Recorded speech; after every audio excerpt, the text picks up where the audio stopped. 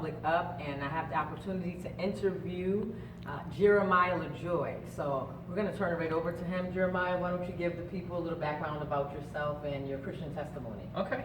My name is Jeremiah Lajoi. I'm a resident of Tampa, Florida here. I grew up on the other side of the state in South Florida. I was one of three brothers. I grew up in a big family, a big family for the time and age we live in. But I grew up in a big family, and I was the least of my brothers, if you will. You know, I was the crazy one, the one that they thought would never make anything of themselves. And by God's grace, He's led me to where I am today, which I'll get into. But I was homeschooled for most of my life, from about, when I was very young, pre-K, all the way up until about 11th grade. I was homeschooled, and that really, it taught me a lot about looking at, I looked at the system differently. I looked at the school system differently. I looked at what we're about to get into, politics, differently. I looked at everything a little bit differently as I grew older. And being homeschooled really allowed me to see things from a new angle, if you will, or think outside the box of what the school system might want to instill in children.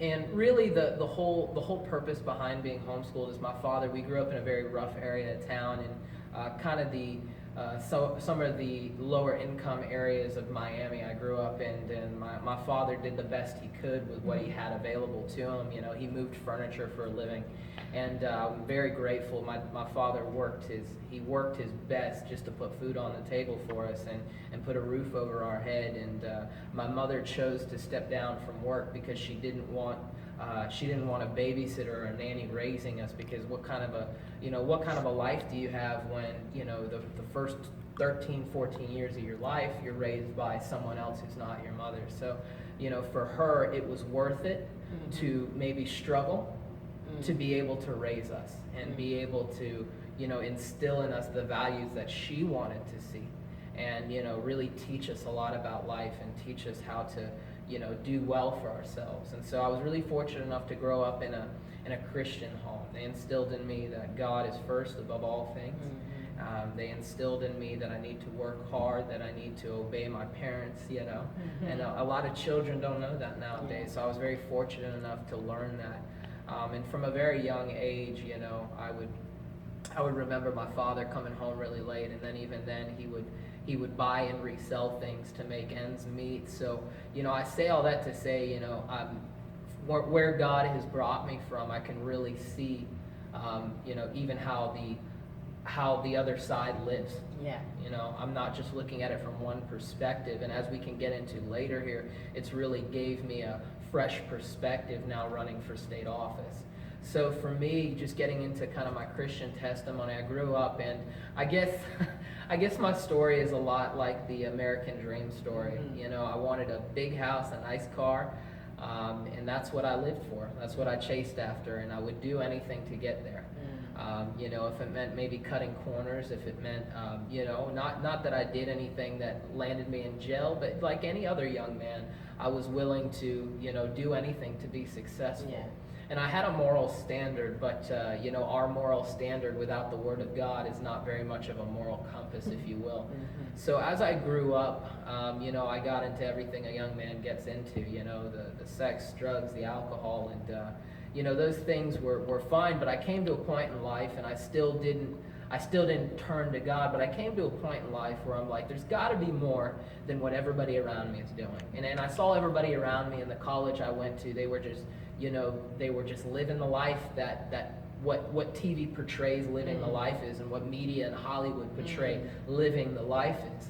And I looked around, and I remember I would just sit in these bars and clubs, and I would be standing there, and I remember thinking to myself quite a few times, there's got to be more to life than this. I hadn't even turned to God yet. It was just that I knew that there was more than what I was living. And I grew up with the Lord, so I was one of those kind of people that, I already know that. I got the T-shirt, got a sticker. I know that. But, little did I know the Lord had a lot more, and He pulled the blinders of everything I thought I knew about who God was. But growing up, it really allowed me. I saw God like I was looking through a picture. A picture can't embrace emotion. A picture is only a replication of what somebody views it to be. And I saw God like I was looking at a picture. if that makes sense to your yeah. viewers and to you. I saw God as if I saw who he was. I knew his name, but I didn't know him. Because you can look at a picture, but you can't feel the emotion you felt in that picture. And that was the disconnect with me and God. And what happened was, over the course of events, I was doing very well for myself. I had a sports car, you know, I had a 3-story townhouse. I had everything a young 23-year-old, well, I was 21 at the time. Wow. Everything that I dreamed of having, I had. I had the Rolex and I had it all. But yet I was still unhappy and unfulfilled. And the Lord really allowed me, I believe the Lord allowed me to create wealth like that, to show me that even when I have that, it still wouldn't be enough. I would still just want more. Because the Bible says that money is the root of all evil. Not money, but mammon, the love of it. The love of it, yes. You're never satisfied, even when you get $100,000. Because I've been there and I still wasn't satisfied. I wanted $1 million. And I'm sure when I would have got $1 million, I still would have wanted more. And it's never enough. It's always more. So I came to a very low point in my life. I had gotten a past relationship had left me for a very successful baseball player. Wow. But yeah, and I got to a place where I was just broken. The girl had my heart, and we had a connection, and she just up and left. And I don't hold that against her. I wasn't a man that somebody would want to be with at the time, to be honest. I was just good at making people believe that I was a good person and a nice person, when really I just was selfish and only wanted to push my own agenda. So I can't say I blame her. But at the time it wrecked me, and it completely, I reevaluated everything. And over the course of a few years, it came to the low point, it just came to a dead halt, to where it was either, well, I'm going to take my own life, or I'm going to be admitted into a psych ward, or that's where it came to. And not to go into detail for the lack of time, but it came to that point. And long story short, I cried out to the Lord, and he set me free of all those things, of the thoughts of suicide and all these kind of things. And I'm sure, as you can see today, I'm a completely different person. Praise God. And I'm ever grateful for it. And God has been very faithful in my life. So that's a little bit about my background and kind of how I came to know the Lord. And that's awesome. That's awesome. To all our viewers, I just love his story. We're going to get right into our questions about politics, but one of the things I love about his story is that it's proof of the American dream. If you come here, you work hard, and for those business owners out there, give young people a chance to prove themselves. That's right. And also, it also shows you that the American dream is nothing without Christ. This country needs Christ in it. Our wealth is not enough. So we're going to go into our questions. Growing up, what role did politics play in your life, if they played any at all? Well, I remember when I was about 5 years old. I can see it like it was yesterday. I was about 5 years old. My father had to step out to go, to the convenience store. I believe he was getting maybe breakfast for the morning. But I remember seeing, we were at war, and I can't remember what war it was. I believe it was in the 90s, so it was probably the Desert Storm or the Gulf. And I remember looking at the TV, and I was so afraid. I didn't want. For some reason, I thought that I was going to lose my father, and I portrayed war as it was fear that was instilled in me through war, but that was kind of the extent of politics. And I would see, the politicians get on and say, listen, we're going to defend America, we're going to defend you, we're going to defend your families. So I felt, looking at politics then, I felt some comfort in our government, knowing, okay, well, they're going to keep me connected with my parents, they're going to keep us safe.